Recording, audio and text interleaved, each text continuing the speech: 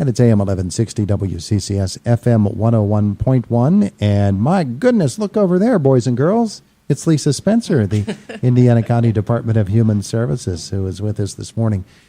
Good morning to you, first of all. Good morning, Todd. How are you?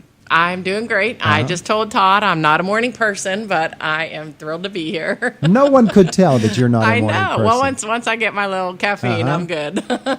So. And how's the boy after playing for Youngstown State against Pitt over the weekend? What a fun game. That was really, really a fun game. They took Pitt to overtime. Lost in overtime, but such a fun game. I do have to tell you, though, I can't even believe it, but he ran down a Pitt safety for a save a touchdown, so I was pretty impressed by that. Yeah. Not going to lie. That's your boy. He has an offensive lineman. I mean, going down and getting a Pitt safety, that's crazy. As he was, you could see him probably chasing him down, could you? No, I didn't even know he had the tackle until we saw it on the replay because there was so much pandemonium happening and so much commotion, and then we figured it out after we watched the replay, and then it took him a good 10 minutes to recover, though. He said he almost had a fake an injury just because he couldn't breathe.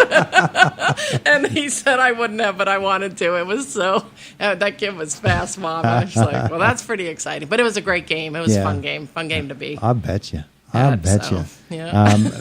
So why you're really here is to talk about some things that are coming up, and included among those, a really big event for the Human Services Department for the kids of Indiana County and the Children's Advisory Committee. That's coming up next month, as a matter of fact. Yeah, this is a big one for like our toddlers up to, I think even 5, 6, 7, 8-year-olds enjoy this one. This is our Day of Play event. This will be out at the S&T Bank Arena on Saturday, October 14th. It'll be from 11 to 3. And this is the one where they set up all like the bouncy things inside, all those fun bouncy things that kids like to get houses. in. Yeah. And they have the Touch-A-Truck again, where I think last year was really a great idea. They brought some police cars and a fire truck and different things that kids could kind of get up in and just have some fun with and take pictures on. So that was good. And last year they had some like free play areas. The concession stand will be going over, will be open over at the S&T Bank Arena. It'll be $1 per person, but max $5 per family. So nobody's going to pay more than $5 per family, just to offset, because the bouncies are a little bit expensive to rent. Those are a little bit more expensive. So, but it's really a well-attended event. This is a really nice event. Plus, it's indoors, so it doesn't matter if it's raining. And except it really, for the Touch-A-Truck. Yeah, it fulfills the whole spirit of the Children's Advisory Committee, doesn't it? Yeah, this actually, it plugs in right for like that really young age up until like 7 or 8. So it right on the continuum, we have that one, and then we do the Family Fun Fest out at the mall for the middle-aged kids, and then we do the Family Nature Palooza for the older kids. So we have the whole spectrum on there. We even do the Bump Baby and Beyond for the pregnant mothers and with newborns, too. So we kind of are hitting the whole continuum. So everybody fits somewhere.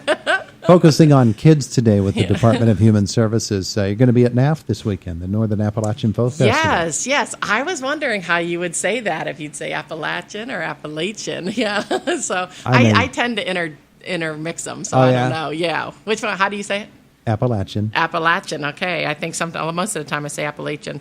But that folk festival, our Children's Advisory Commission is going to be having a table in Children's Alley. So stop by there. They'll have, I think we're doing rock painting. I think that's what we're working on at our table, and I think that would be kind of fun. They're getting some flat rocks, and so they can kind of decorate it like almost pet rocks, I guess. So remember those? You're not doing rock throwing. Yeah, no, that's not allowed. No one's allowed to break a window uptown.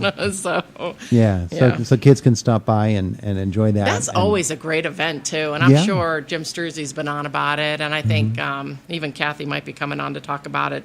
She's coming. Maybe tomorrow. She's coming. Well, let me check here. I think we'll find out. I think she said that because that's just a really, really nice event for families. And I like that they kind of block down the Main Street. Had Chelsea Stiles and James Thompson the last half hour actually talking about the music at the event. Oh, great. And Kathy's going to be on tomorrow. Yeah, I think that's great. So she'll bring more information too, but we just wanted to mention it since we were here.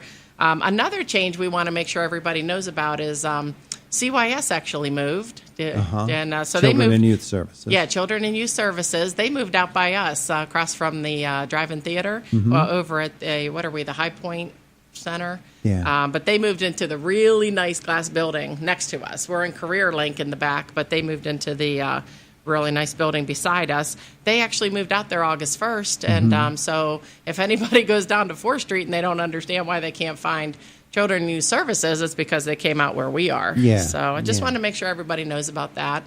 And one thing final that I wanted to talk about was we're trying to really get the word out over at Human Services about our VA clinic right here in town. They call it the CBOC. And they're really trying to ramp up enrollment for this. That clinic can handle thousands and thousands of veterans. So we were really trying to get the word out. I think, remember a long time ago, Lori Leonardis and Diane Overman were in here all together.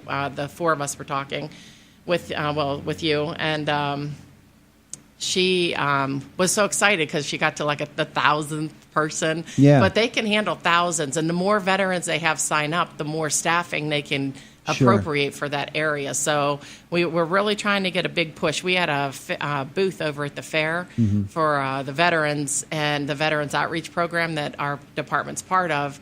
And it was really fun. Yeah. I spent 2 afternoons out there and just talking to the veterans. Talking to vets. Nothing so like it, is it? Great. Oh, the stories. And I'm a former military spouse, so I met a really young spouse with a young child, and her husband just deployed to Iraq. And so it's kind of a neat full circle because I was able to tell her to make sure she stays in touch with the rear detachment and the family support groups and different things. Yeah. So it's kind of a nice thing to pass on to, the next generation, so to speak. One of the things about keeping this organization going strong here in Indiana is that when budget cutting time comes, and it comes to every organization, and you look at what's happening and doing well, what's being run efficiently, and what's serving the most people, those numbers actually count. They really do count. Sometimes that's all they'll look at is the numbers of people being served, and so we need to make sure that everybody who can take advantage of the service is. Right. And really, my thought on just the VA clinic in general, that's a population that deserves everything that we can give them. They sacrifice for our country, and I believe that every veteran deserves to be treated extremely well. And really, veterans need to take advantage of all these opportunities, too. They've earned them. So I think, that's just the message that we want to get out today. It's just a population that's very near and dear to my heart. We have a lot of military in our family, and, my son, he'll be graduating in December as a Green Beret, so he's going to be a Special Forces soldier and with the Army, and it's just really close to me. So it's one of the reasons I do so many interviews having to do with military service, looking back in time and looking at current things that are going on. And sometimes I'll just call over to Mike Weaver or to Kevin Laser or somebody and say, we need to make sure that we're keeping the military and the veterans out in front of the public. And I agree. We need to get them on the air and talk about what's going on, because if we don't, those issues will tend to fall to the back, and they won't be up where they should be, so that we know that everybody's being taken care of. And you lose so much history. I mean, we're losing our World War II vets are passing away. We have our Korean War vets. We don't want to lose that history and the stories that, they were telling us out at the fair. Just so much fun to be part of. And I love that part when I was at Indian Haven, and you could, talk with all the residents over there about their service. That's the part I just love. And we want to get that history down, too. So for folks who don't know the services that are offered here in Indiana through the VA and at this particular facility, what are some of the things that maybe they're sitting there thinking, I really don't have a need for it, even though I'm a vet or my family is? Right. Well, they could use that. They could use that as it could be like a primary care for them, and they have a doctor. They can do it both ways. They have a doctor that can be on site and a doctor that can be on I don't know, what do you call that on the TV? Like video? A remote doctor? Yeah, kind of like remote. Okay. If they have different issues, they can do that by, through the monitor and stuff. So, but it's for everything. I mean, if you needed your blood drawn or, whatever you needed from PCP, and we're really trying to get connected with IUP and Wyotech. Wyotech's going to have a really big veteran population in the fall. Like they started, and we're working closely with Wyotech. We're pulling them in, and Dr. Corey Shea over at IUP. They're all part of our veterans program, outreach program.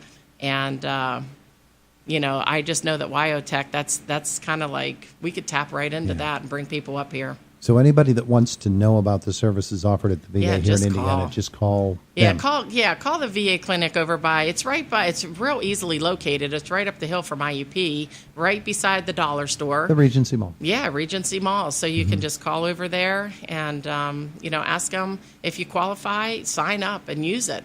Absolutely. Yeah, the more we get there, the more people, the more staffing you'll get too. So that's even better. Very good. She's Lisa Spencer. All right. And where's Youngstown State playing this weekend? Oh, they're playing at home opener. Oh, yeah, and they have Robert Morris coming. So Uh-huh.